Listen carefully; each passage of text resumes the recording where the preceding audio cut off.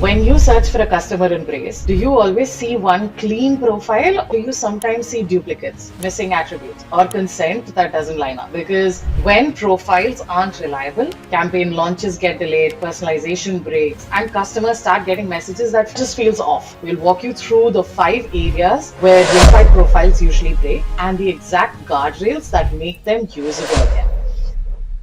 Hi, I'm Risha and I lead the videos here at Mavlers. And today I'm joined once again by Sarthak Banta. He's our CRM strategist and certified Braze specialist who spends a lot of his time fixing identity and data issues inside lifecycle programs. Let's get into it. Welcome, Sarthak.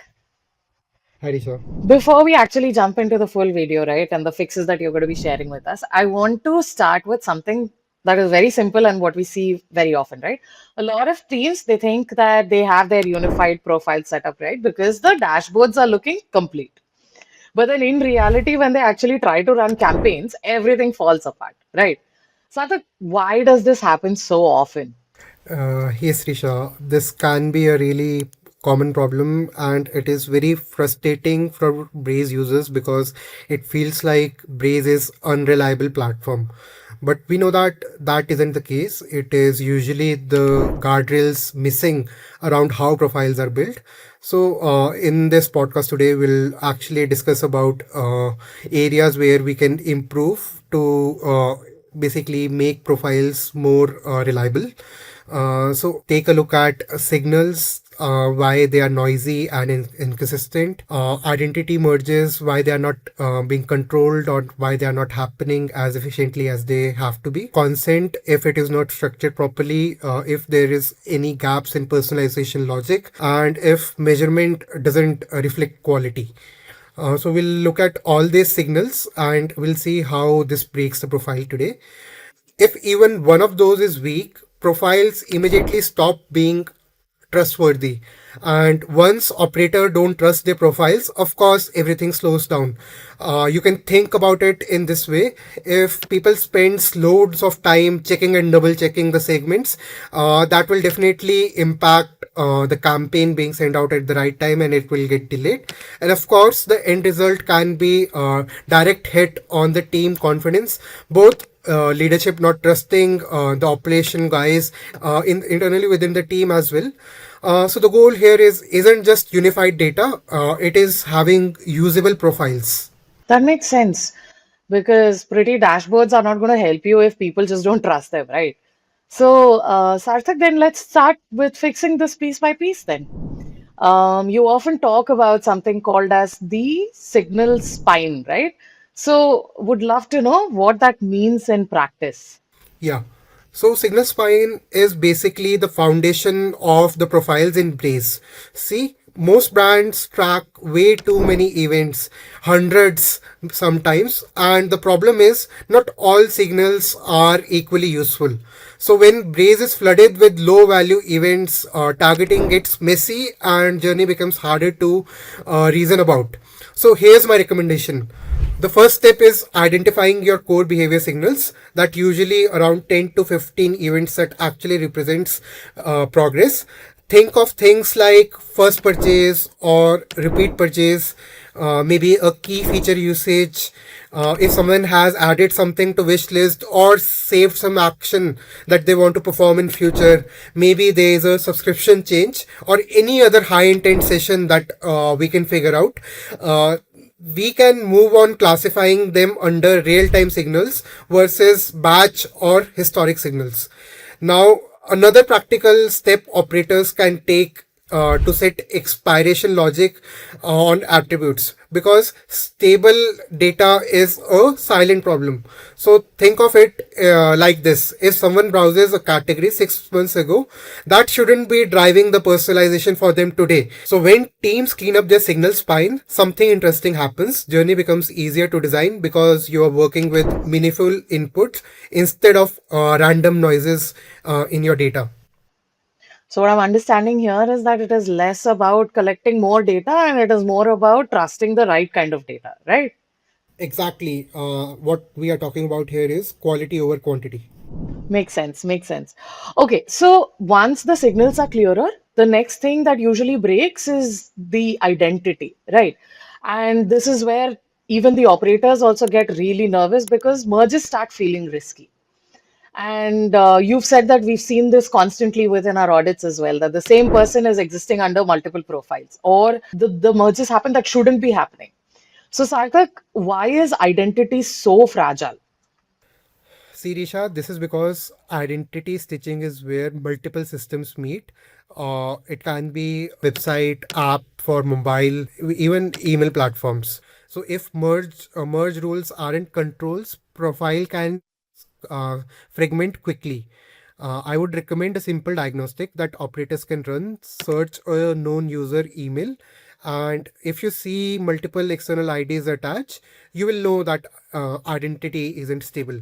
Because this is what causes duplicate messaging, broken frequency caps, incorrect personalization, and reporting confusions.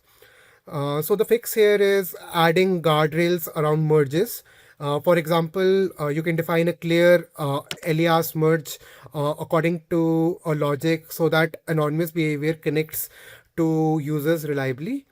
You can flag risky merges for review, like when multiple emails appears as one device.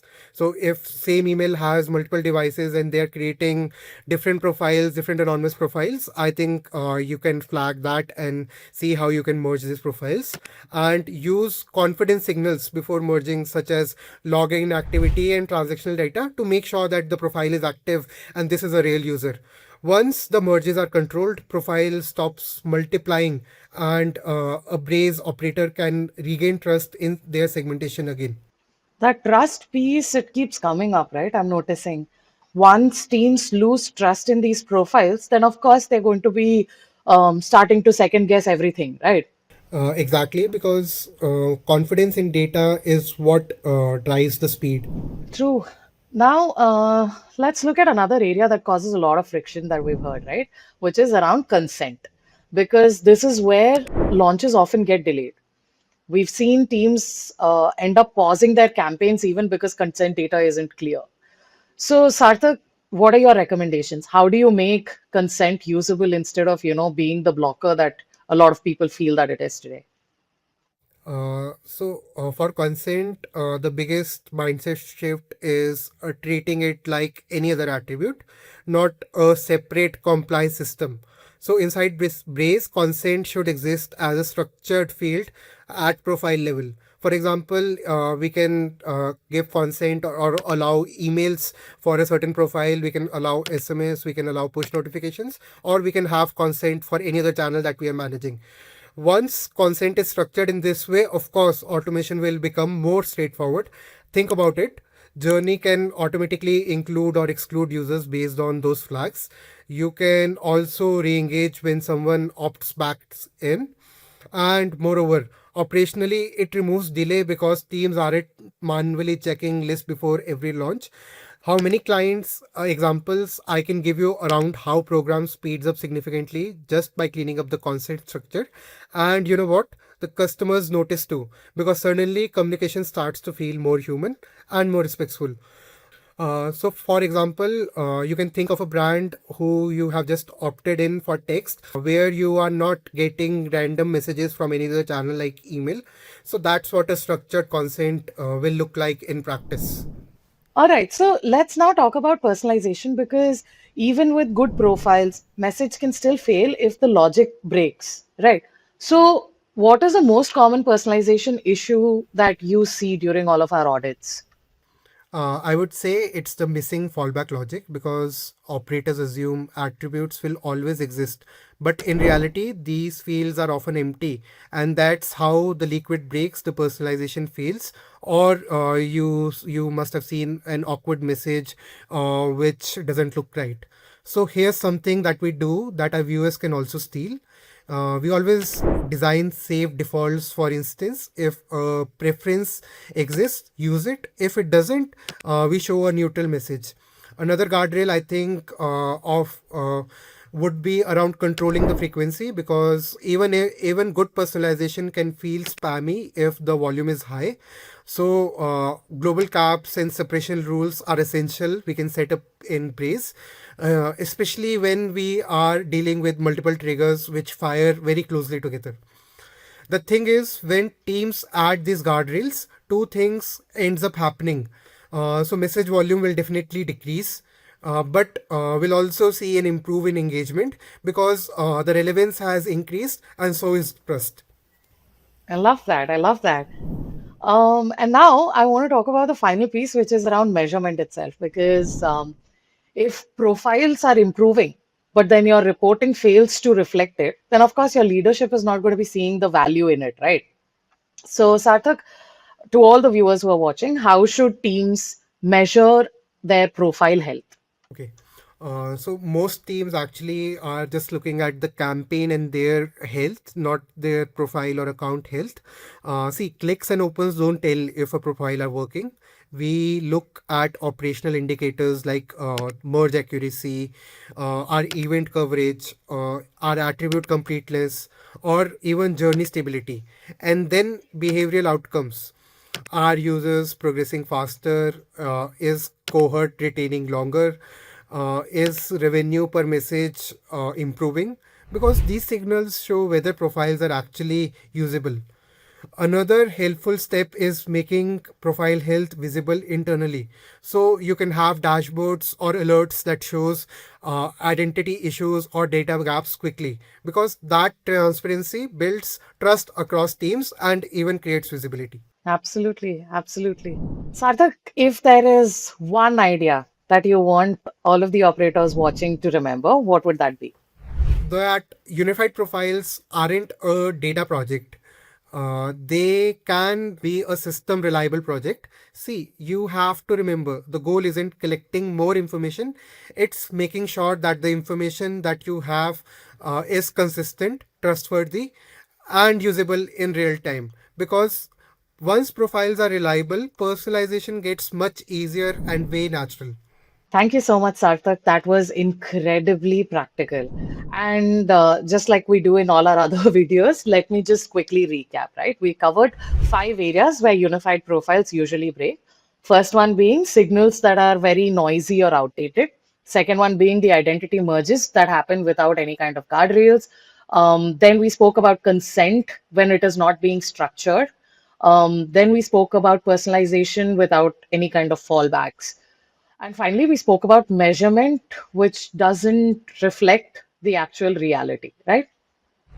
For me personally, I would say that the biggest takeaway here was that um, profiles don't fail because teams lack the data, but rather they fail because the systems itself lack the guardrails, right? Thanks again, Sarthak. Now, for all of you who are watching, if you found this useful, ensure to share it with someone on your team who works inside Braze or within Lifecycle. We've got a lot more videos coming your way, so be sure that you are subscribed to our channel. We're going to be seeing you in the next one. Thank you once again.